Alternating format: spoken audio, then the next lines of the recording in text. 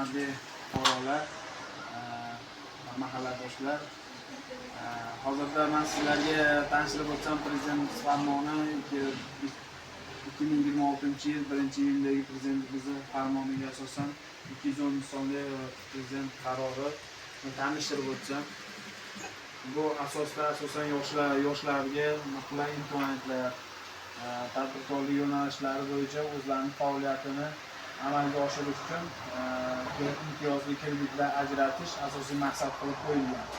Ularning g'oyalarini, maqsadlarini loyihalarga aylantirish asosiy maqsadimiz.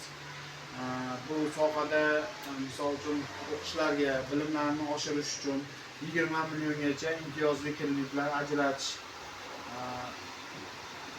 yo'lga qo'yib beriladi. Yana qo'shimcha ravishda novvoychilik yo'nalishi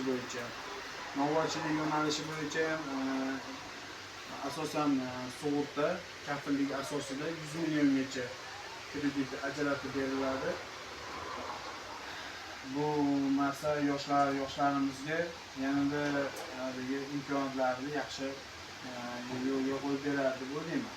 Keyingi nimamiz 50 milliongacha har xil internetlarda savdo ishlarini, onlayn do'konlar, onlayn bozorlar yaratish uchun jismoniy shaxsga 50 milliongacha kredit ajratib beriladi.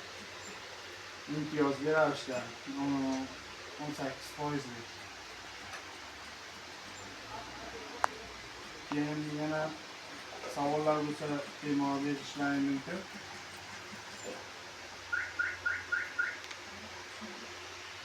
Hozir so'ramoqchi edik. Tushunarli.